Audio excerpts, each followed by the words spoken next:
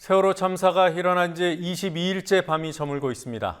아들, 딸 시신조차 찾지 못해 가슴이 타들어가는 실종자 가족들. 그리고 초기 구조만 제대로 이루어졌어도 내 가족을 살릴 수 있었을 것이라는 생각에 한이 더 사무치는 유가족들에게 정부는 조금도 신뢰를 주지 못하고 있습니다. 정부는 오늘 또 구조자와 실종자 숫자를 정정했습니다. 구조자 숫자가 잘못 집계됐다며 2명을 줄였고 실종자는 2명 늘렸습니다. 어떻게 이토록 일관되게 무능하고 무책임한지 모르겠습니다. 범정부 대책본부 마련된 진도군청 연결해 보겠습니다. 김현주 PD. 네, 김현주입니다. 네, 오늘 실종자 2명이 증가했습니다. 이번에 또 이유가 뭐라고 합니까? 김석균 해양경찰청장은 오후 브리핑에서 구조자가 2명 감소하고 실종자가 2명 증가했다고 밝혔습니다. 구조자 2명이 감소한 이유에 대해서는 구조자 명단 작성을 할 때 동일인이 중복 기재된 경우와 실제로 타지 않은 사람을 탔다고 허위 신고한 경우 때문이고, 실종자가 2명 증가한 것은 탑승자 명부와 승선 개찰권에 없던 중국인 2명이 CCTV에 포착되거나 신용카드 매출 전표 확인 등을 통해 확인됐기 때문이라고 알렸습니다. 또한 신원 확인의 어려움, 무임 승차 가능성 등 여러 가지 이유로 탑승자를 확정하는 데 어려움이 있다며 아직까지도 잠정 인원이라고 설명했습니다.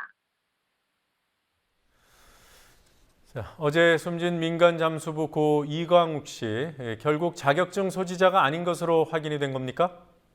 네, 고 이광욱 씨는 국가에서 인정하는 자격증을 소지하고 있지 않았습니다. 국가에서 인정하는 산업 잠수사 관련 자격증은 한국산업인력공단에서 발급하는 잠수산업기사와 잠수기능사입니다.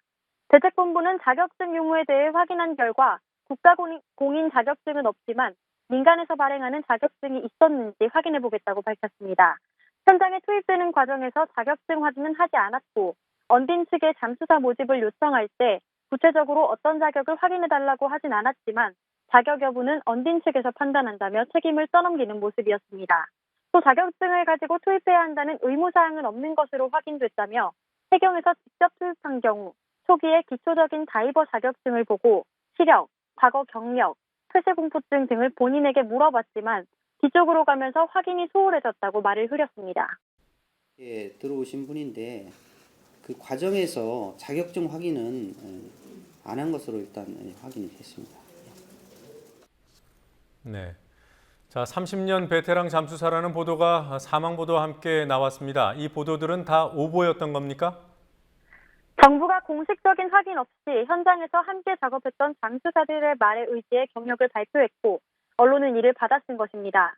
대책본부 고명석 대변인은 어제 오전 브리핑 당시 사망한 잠수사가 90년대 중반부터 잠수업계에 종사해왔으며 안산 화력발전소, 청평댐, 화천댐 등에서 많은 전문 잠수 경험을 보유하고 있다고 밝혔습니다. 전화 한 통만으로 자격증 유무를 확인할 수 있지만 고인과 처음 만난 잠수사 양모 씨의 말에 의지해 공식 발표를 한 것입니다. 업계 관행상 자격증 여부가 아니라 잠수 실력에 따라 투입을 결정했다는 대책본부, 또다시 원칙을 무시하고 안전불감증을 드러냈습니다. 네, 민간 잠수사 고 이광욱 씨, 의사자 지정이 추진될 거라는 이야기가 나왔었습니다. 의사자로 지정될 가능성이 있는 겁니까? 범정부 사고대책본부는 숨진 잠수사의 의사자 인정 여부에 대해 순환구호법의 적용을 받는지 확인해봐야 한다고 말했습니다. 순환구호법 제29조에 따르면 구조본부나 소방관서의 장이 종사명령을 내려 순환구호 업무에 종사했을 경우에만 의사자로 지정될 수 있기 때문입니다. 대책본부는 자신들이 투입한 민간 잠수사들은 순환구호 명령에 의해 모셨다며 소재를 명확히 했지만 숨진 잠수사에 대해서는 애매한 표현을 사용했습니다. 민간 잠수사는 언딘을 통해 혹은 해경의 요청을 통해 2가지 루트로 현장에 투입되고 있는데 고 이광욱 씨는 언딘을 통해 현장에 투입됐다는 것입니다. 자격증 소지 여부는 중요하지 않다고 밝혔습니다. 이에 대해 고인의 유가족은 고인이 해경에 전화를 받고 갔다고 증언했지만 대책본부는 서해청 전 직원을 대상으로 조사한 결과 현재까지 고인에게 전화한 사람은 없는 것으로 확인됐다며 의사자 지정 여부는 조금 더 지켜봐야겠습니다. 참고자료에 나갔듯이 해경 측에서 작업 현장을 총괄하기 때문에 좀 더 잠수사를 보강할 필요가 있다고 해서 언딘 측에 모집을 이렇게 요청을 했고, 언딘 측이 이제 그러니까 외부 쪽으로 이렇게 해서 모집한 걸로 그렇게. 네. 자, 다른 얘기를 좀 해보죠. 해운조합이 해경에 언딘을 인정할 수 없다는 공문을 보낸 사실이 이미 드러나지 않았습니까? 그럼 보험사들이 보험금을 지급하겠냐는 문제가 생길 텐데요. 보험사들은 어떤 입장입니까? 네, 청해진해운은 해운조합에 36억, 메리츠화재에 77억 상당의 선체보험이 가입돼 있습니다. 앞서 해운조합은 청해진해운과 언딘의 계약 과정에서 보험사인 자신들과 계약 내용을 조율하는 과정이 없었기에 무작정 보험금을 지급할 수 없다고 밝혔습니다. 메리츠화재도 같은 입장이었습니다. 또한 사고 원인에 대한 수사 결과에 따라 지급 여부를 검토해보겠다고도 말했습니다. 지난 1일 무리한 구조 변경으로 선박이 침몰한 경우 해상 고유의 위험이 침몰 사고의 직접적인 원인이라 단정할 수 없고 보험사가 선박 운항사에 보험금을 지급할 의무가 없다는 판결이 나온 바 있어 지켜본다는 입장입니다. 저희도 그 계약에 대해서는 사실 사전에 저희한테 뭐 협의나 통보를 한 바가 없었거든요. 분명히 뭐 통보는 해야죠. 뭐 그런 부분들은 이제 보험사에서 알아야 되는 부분이고 뭐 나중에 비용 문제나 이런 거 할 때 그래야 되는 부분이겠지만 실질적으로 이번에는 뭐 그렇지는 않은 거고요. 계약서에 도장 다 찍고 나서 통보를 한 거는 그건 인정되지 네. 않는 거고요. 그게 이제 저희가 어떻게 할 수가 없잖아요. 그 조사 결과가 나오면 여러 가지가 있을 거지 않습니까? 사고 원인이나 뭐 여러 가지가 보험 가입했다고 저희가 다 무조건 돈이 나가는 건 아니잖아요. 아, 네네. 예, 그러니까 그 원인을 나중에 최종적으로 나오면 그걸 가지고 저희는 이제 선박보험 약관이나 아니면은 관계 법령을 검토를 해보고 그리고 나서 판단을 할 수 있을 것 같습니다.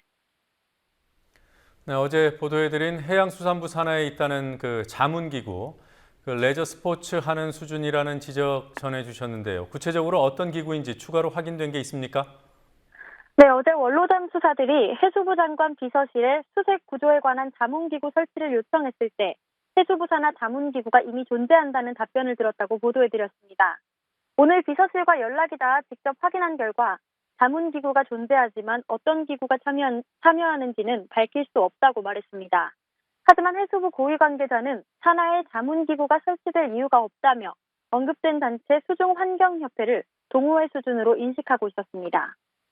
원래 원칙적으로 네네. 그 일은 해경하고 해운에서 나눠서 하기 때문에 네. 저희 부가 그 자문기구를 운영할 필요가 없죠. 수중환경협회는 민간 좀 사단법인이죠. 예. 네네. 여기서 자문을 맡고 있다고 하셨다고 하는데. 아니 거기는 산업잠수사가 아니고 민간에서 순수하게 하는 거 있죠. 네네. 동호회 활동. 네네. 예, 그런 겁니다. 네. 자, 끝으로 오늘 수색 구조 상황 전해주실까요? 네, 세월호 침몰 사고 후 두 번째 수조기가 시작돼 물살이 약해진 오늘 오전 7시경 수색이 시작됐습니다. 이후 4층 선수 중앙격실에서 3명, 4층 선미 다인실에서 1명의 희생자가 수습됐습니다. 하지만 앞서 말씀드린 것처럼 탑승자 파악에 오류가 있었기에 실종자 수는 35명으로 오히려 늘었습니다. 국민TV 뉴스 김현주입니다.